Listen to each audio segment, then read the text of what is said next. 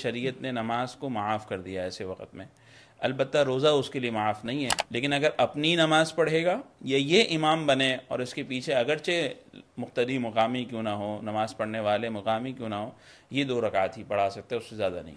ان کے لیے جماعت کی وہ فضیلت ہے نہیں جو مردوں کے لیے، اس لیے عورتوں کے لیے جماعت کی اجازت نہیں ہے، مکروہ عمل لکھا ہے اس کو۔ طلوع شمس کے وقت، سورج جس وقت طلوع ہو رہا ہو اس وقت نماز کی ادائیگی جائز نہیں ہے۔ قرآن کریم کو ہاتھ لگانا بغیر وضو کے یہ جائز نہیں ہے کہ بال کے برابر جگہ بھی خشک نہ رہ جائے، کیونکہ اگر خشک رہ جائے گی تو پھر وضو و غسل نامکمل ہے۔ ہر غلطی کی بنیاد پر ہم یہ سمجھ لیتے ہیں کہ سجدہ صاحب واجب ہوگا، تو پھر اس صورت میں نماز کو دوبارہ لٹانا پڑے گا۔ السلام علیکم ورحمۃ اللہ وبرکاتہ۔ میں ہوں ودین الہی۔ ناظرین کرام، آپ سب کا الرحمان اکیڈمی کے پروگرام آپ کے مسائل کے حل میں خوش آمدید کہتے ہیں۔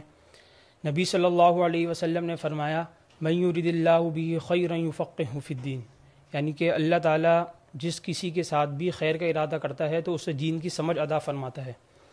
تو اس حدیث سے ہمیں یہ پتہ چلتا ہے کہ علم دین حاصل کرنا اور مسائل کے بارے میں علم حاصل کرنا اللہ تعالیٰ کی خوشنودی کا ذریعہ ہے اور انسان کے لیے بہت بڑی خیر کی علامت ہے۔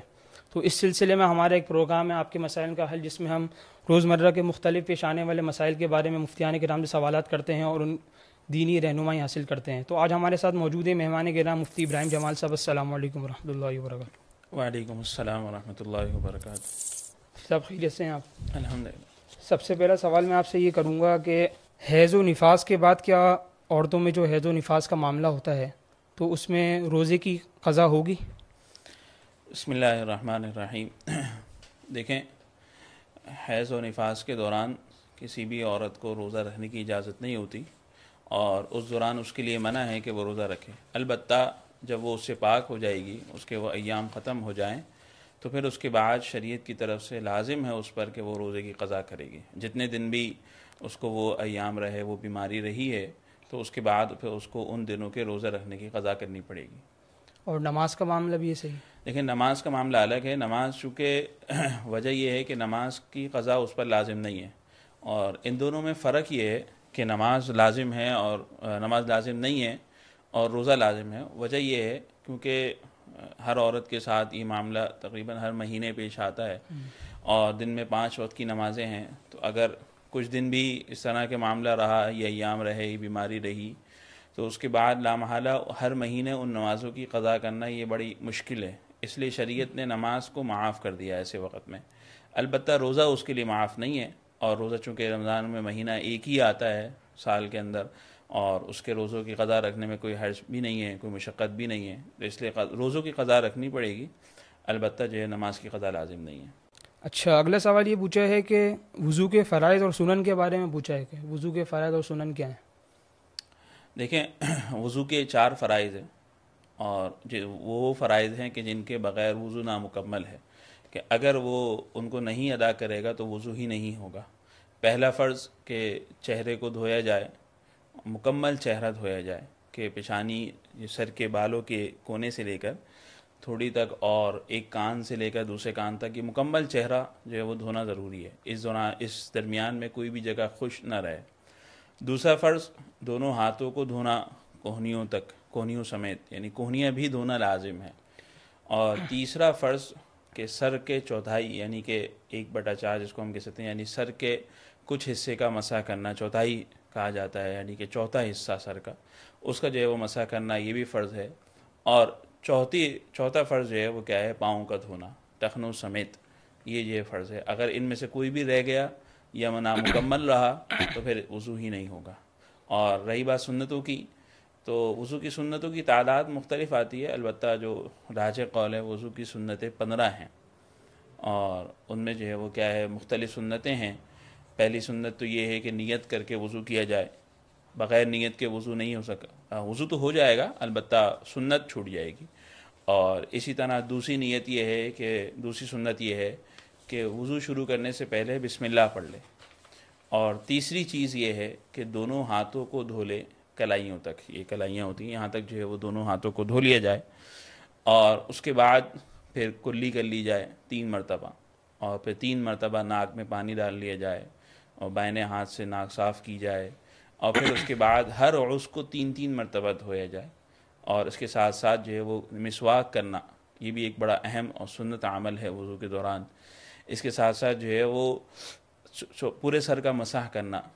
فرض کے اندر تو کیا تھا؟ چوتھائی سر کا مسح کرنا. سنت کیا ہے کہ پورے سر کا مسح کیا جائے. اور اس کے ساتھ ساتھ کانوں کا مسح کرنا اور سارے اعضاء کو ترتیب سے دھونا. یعنی وضو کے اندر جن جن چیزوں کو دھویا جا رہا ہے ان کو ترتیب سے دھونا. یہ بھی جو ہے وہ کیا ایک سنت عمل ہے. اسی طرح مسلسل لگاتار دھونا کہ ایسا نہ ہو کہ ایک عضو دھویا، چہرہ دھویا، پھر تھوڑی دیر کے بعد ہاتھ دھوئے، پھر تھوڑی دیر کے بعد سر کا مسح کیا، بلکہ لگاتار مسلسل دھوئے. تو یہ بھی ایک سنت عمل ہے. اچھا، جیسے کہ وضو کے فرائض میں آپ نے بتایا کہ چوتھائی سر کا مسح کرنا یہ فرض ہے، تو اگلے سر کا مسح کرنا یا کہیں بھی چوتھائی سر کے برابر اگر مسح کر لیا؟ چوتھائی سر کے برابر مسح کرنا فرض ہے، کہیں کا بھی ہو، کسی بھی حصے کی طرف ہو، چاہے آگے کے حصے کی طرف ہو چاہے پیچھے سے ہو، لیکن چوتھائی سر کے بقدر مسح کرنا یہ ضروری ہے. صحیح. اچھا، اگلا سوال یہ پوچھا ہے کہ غسل فرض کب ہوتا ہے اور اس کا صحیح طریقہ کیا ہے غسل کرنے کا؟ دیکھیں، غسل کے فرض ہونے کی مختلف وجوہات ہو سکتی ہیں. خواتین کے لیے غسل کے فرض ہونے کی صورت کہ حیض و نفاس سے پاک ہونا، یہ جو مخصوص بیماری ہوتی ہے خواتین کی، پیریڈز جس کو کہا جاتا ہے، تو اس سے جو ہے وہ پاک ہونا تو لازمت ہے، اس کے بعد غسل کریں گی. اسی طرح شوہر اور بیوی کا ملاپ، یہ بھی ایک غسل کا فرض ہونے کی وجہ بنے گی. اسی طرح جو ہے وہ کیا ہے انزال ہو جانا، یہ بھی جو ہے وہ کیا ہے غسل کے فرض ہونے کی وجہ بنے گی. اس کے علاوہ اور بھی بالغ جب ہوگا، اس کو کہتے ہیں کہ سوتے میں جو ہے وہ احتلام ہو جانا، تو اس کی بھی یہ بھی ایک وجہ ہے غسل کے فرض ہونے کی. اور غسل کے فرض ہونے کے بعد غسل کا صحیح طریقہ یہ ہے کہ انسان جو ہے وہ سب سے پہلے تو استنجا کر لے، اور پھر اس کے بعد جس جگہ نجاست لگی ہے، ناپاکی لگی ہے، گندگی لگی ہے، اس جگہ کو صاف کر لے، دھو لے. اور پھر اس کے بعد جو ہے وہ دونوں ہاتھوں کو دھوئے، اور پھر اس کے بعد جس طرح وضو کا طریقہ بتایا ہے ابھی، اسی طرح وضو کر لے. اور پھر اس کے بعد جو ہے وہ پورے جسم کو 3 مرتبہ دھوئے. اس طرح کہ پہلے سر کو پہ پانی ڈالے، پھر دائنی طرف، پھر بائیں طرف، سیدھے ہاتھ پر، پھر بائیں ہاتھ پر، الٹے ہاتھ پر. اس طرح سے پورے جسم کو اچھی طرح دھو لے کہ بال کے برابر جگہ بھی خشک نہ رہ جائے، کیونکہ اگر خشک رہ جائے گی تو پھر وضو یا غسل نامکمل ہے. اور اسی طرح درمیان میں کلی اور ناک میں پانی ڈالنا، بلکہ اگر روزہ نہ ہو تو اچھی طرح غرارے کر کے جو ہے وہ یعنی کہ حلق تک پانی کو لے کے جانا، اور ناک میں جو ہے وہ نرم ہڈی تک پانی کو لے کے جانا، یہ بھی جو ہے وہ کیا ہے ضروری ہوگا، سنت عمل ہوگا. اچھا، کوئی حصہ رہ گیا اگر دھونے سے بعد میں اس کو یاد آیا تو اس کو دھونا ضروری ہے یا صرف مل لے جہاں؟ دیکھیں، اگر غسل کے بعد جو ہے وہ تھوڑی دیر کے بعد ہی کوئی یاد آ گیا کہ میرا یہ ہاتھ خشک رہ گیا تھا، تو ٹھیک ہے، اس جگہ کو دھو لینا کافی ہوگا، مطلب دوبارہ پورا غسل ضروری نہیں ہوگا. البتہ اگر کوئی اور عمل ایسا پائے گا کہ جس سے غسل ٹوٹ جاتا ہے تو پھر لامحالہ دوبارہ غسل کرنا پڑے گا. اچھا، اس حصے کو مل سکتے ہیں؟ مثال کے طور پر کچھ حصہ سوکھا ہوا ہے اور باقی جسم ابھی گیلا ہے تو اس کو مل کے اس کو بھی برابر کر لیا، تو ایسا کرنا درست ہوگا؟ اگر تو پانی جسم پر اتنا موجود ہے کہ جو ٹپک سکتا ہے پھر تو اس کو مل لینا کافی ہوگا. اور اگر پانی خشک ہو چکا ہے زبردستی کر کے جو ہے وہ تو پھر وہ مسح ہوگا، وہ مسح کافی نہیں ہے، غسل ضروری ہے، تو اس لیے پھر اس کو دھونا پڑے گا. اچھا، اگلا سوال یہ پوچھا ہے کہ وضو کے بغیر قرآن کو ہاتھ لگا سکتے ہیں؟ نہیں، وضو کے بغیر قرآن کریم کو ہاتھ لگانا ہی جائز نہیں ہے. قرآن کریم میں اللہ تعالیٰ کا ارشاد ہے لا یمسہ الا المطہرون، تو لہذا قرآن کریم کو ہاتھ لگانا بغیر وضو کے یہ جائز نہیں ہے. اچھا، بعض کتابیں ایسی ہوتی ہیں یا بعض کتابچے ایسے ہوتے ہیں جس میں قرآنی آیات لکھی ہوئی ہوتی ہیں، تو اس میں کچھ اور بھی ہوتا ہے، اردو کی عبارتیں بھی ہوتی ہیں، تو اس کو وضو کے بغیر ہاتھ لگانا کیا حکم ہے؟ دیکھیں، ایسی کتابیں جن میں قرآن کریم کی آیتیں بھی ہیں، جس کے تفسیر کی کتابیں ہو گئیں، تو اس میں حکم یہ ہے کہ اگر تو اس میں قرآن کریم کی آیات زیادہ ہیں، دیگر اردو عبارت یا عربی عبارت کم ہے، پھر تو اس صورت میں جو ہے اس کو ہاتھ لگانا جائز نہیں ہوگا بغیر وضو کے. لیکن اگر ایسا نہ ہو، قرآن کریم کی آیات کی مطلب تعداد کم ہے اور اردو عبارت زیادہ ہے، مثلا آدھے صفحے پر قرآن کریم کی آیات آتی ہیں، اس کے بعد اگلے 3 صفحوں تک اس کی تشریحات چل رہی ہیں، تو لا محالہ اب اس میں اردو کے الفاظ زیادہ ہیں یا عربی میں ہیں تو عربی کے الفاظ زیادہ ہیں، کسی بھی زبان میں ہیں، تو پھر اس صورت میں اس کو فی نفسی کتاب کو تو پکڑنے میں کوئی حرج نہیں ہے، ہاتھ لگا سکتے ہیں. البتہ جس جگہ قرآن کریم کی آیات لکھی ہیں اس جگہ ہاتھ لگانے کی اجازت نہیں ہوگی. اچھا، تیمم کا حکم پوچھا ہے کہ تیمم کا حکم وضو اور غسل کے برابر ہے یا اس میں کوئی شرائط ہے کہ اگر تیمم کیا ہوئے تو یہ کر سکتے ہیں؟ جیسے وضو میں کر سکتے ہیں یا کم چیزیں کر سکتے ہیں، کیا ہے؟ دیکھیں تیمم کا حکم وہی ہے پانی کے نہ ہونے کے وقت یا پانی کے استعمال پر قادر نہیں ہے ایک شخص، پانی تو ہے مثلا بیمار ہے یا کوئی اور عذر ہے کہ جس کی وجہ سے پانی کو استعمال نہیں کر سکتا یا پانی ہی میسر نہیں ہے، تو اس وقت اگر تیمم کیا ہے تو اس کے لیے تمام ان عبادات کا کرنا جائز ہے، یعنی تمام وہ اعمال کر سکتا ہے جو وضو کی حالت میں کر سکتا ہے، اس میں کوئی فرق نہیں ہے۔ اور جس طرح سے وضو کے اندر نماز پڑھنے کی اجازت ہے، قرآن کریم کو ہاتھ لگانے کی اجازت ہے، اسی طرح تیمم کر کے بھی نماز، فرائض، نوافل جتنے چاہے پڑھ سکتا ہے، قرآن کریم کو ہاتھ لگا سکتا ہے، جو عمل وضو کے ساتھ کر سکتا ہے وہ تیمم کے ساتھ بھی کر سکتا ہے۔ جزاک اللہ۔ اچھا، اگلا سوال یہ پوچھا ہے کہ حیض کے دوران عورتیں عبادت کر سکتی ہیں؟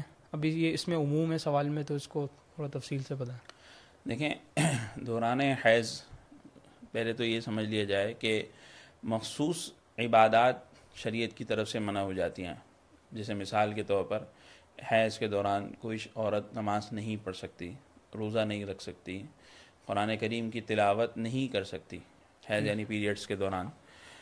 البتہ اس کے علاوہ ذکر اذکار کرنا یا استغفار پڑھنا یا حفاظت کی دعائیں کرنا، اس میں کوئی حرج نہیں ہے، کر سکتی ہے، ان چیزوں کی اجازت ہوگی۔ البتہ نماز، روزہ، قرآن کریم کی تلاوت، اسی طرح طواف کرنا، چونکہ وہ مسجد میں جا کر ہوتا ہے، مسجد میں داخل نہیں ہو سکتی، یہ ساری چیزیں اس کے لیے منع ہوں گی۔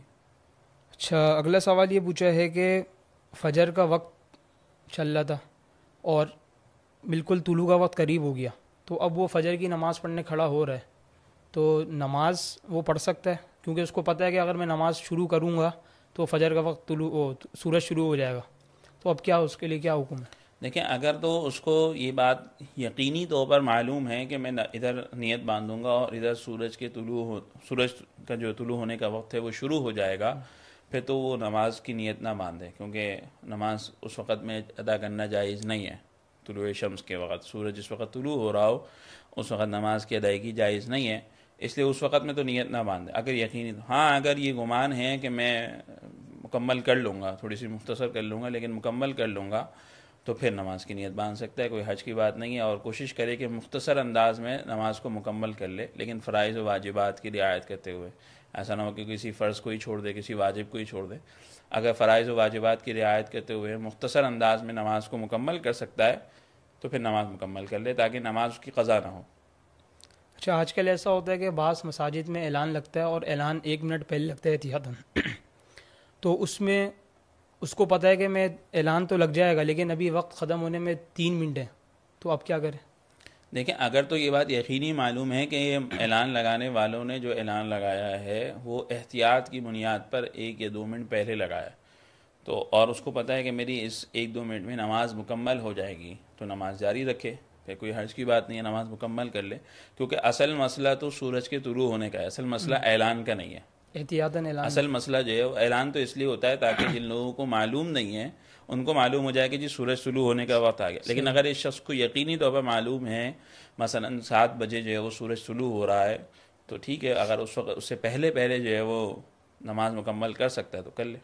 اچھا، عورتوں کے لیے گھر میں جماعت کرانا جائز ہے، یا اگر جائز ہے تو ان کو کرانی چاہیے نہیں کرانی چاہیے، اس میں کیا حکم ہے شریعت؟ دیکھیں عورتوں کے لیے بہتر حکم یہی ہے شریعت کی طرف سے کہ وہ انفرادی طور پر نماز ادا کریں، اکیلے نماز ادا کریں، ان کے لیے جماعت کی وہ فضیلت ہے نہیں جو مردوں کے لیے، اس لیے عورتوں کے لیے جماعت کی اجازت نہیں ہے، مکروہ عمل لکھا ہے اس کو فقہاء نے۔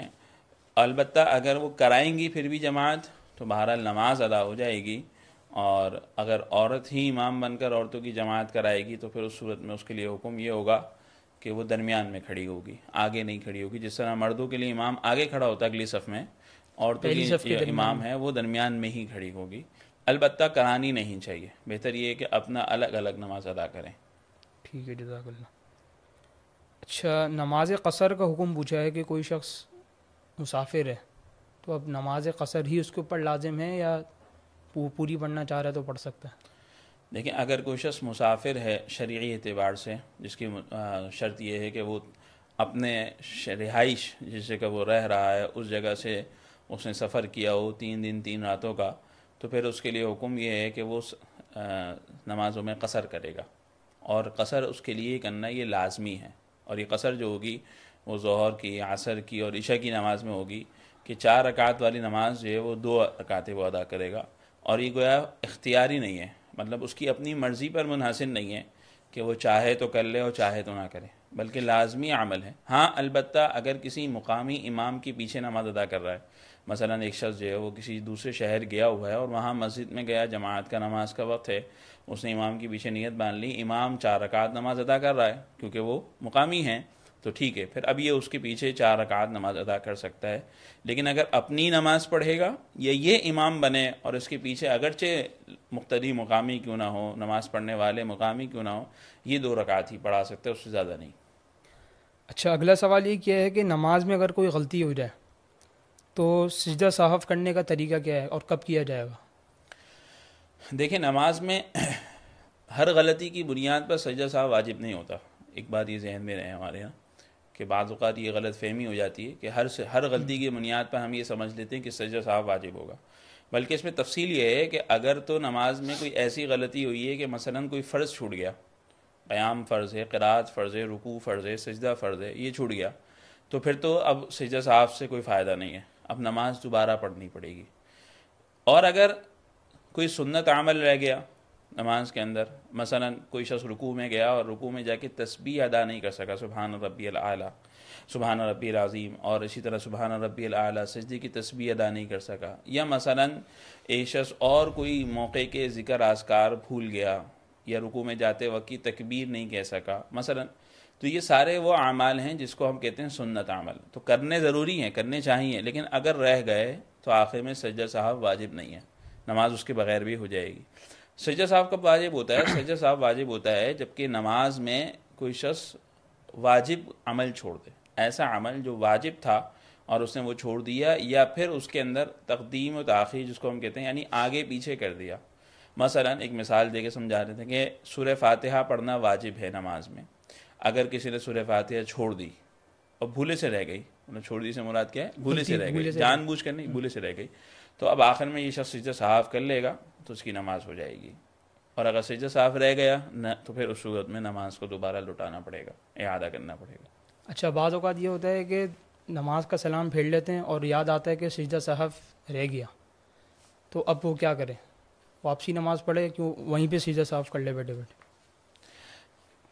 نماز کے دوران دیکھیں، اگر کسی شخص کو یاد آیا کہ سجدہ سہو رہ گیا ہے تو اس صورت میں اگر تو کوئی ایسا عمل نہیں کیا جو اس کے منافی ہے، نماز کے منافی ہے، مثلا بات چیت نہیں کی، سینہ نہیں پھیرا، تو اس صورت میں کوئی حرج کی بات نہیں ہے، جو ہے وہ اسی وقت سجدہ سہو کر سکتا ہے۔ اور اگر کوئی ایسا عمل کر چکا ہے، مثلا کسی سے بات چیت کر چکا ہے، یا مثلا جو ہے وہ کیا ہے، اس نے سینہ جو ہے اس کے قبلے سے پھر گیا ہے، تو اب اس صورت میں سجدہ سہو نہیں کر سکتا۔ بہت بہت جزاک اللہ مفتی صاحب، آپ نے ہمیں ٹائم دیا۔ ناظرین کرام، آپ بھی ہمیں سوالات بھیج سکتے ہیں اپنے انشاءاللہ تعالی ویڈیو کے ڈسکرپشن میں یا ویڈیو میں واٹس ایپ نمبر چل رہا ہوگا، آپ بھی اپنے سوالات بھیج سکتے ہیں، انشاءاللہ نیکسٹ ویڈیو میں اس کو شامل کر لیا جائے گا۔ تب تک کے لیے اللہ حافظ، السلام علیکم ورحمۃ اللہ وبرکاتہ۔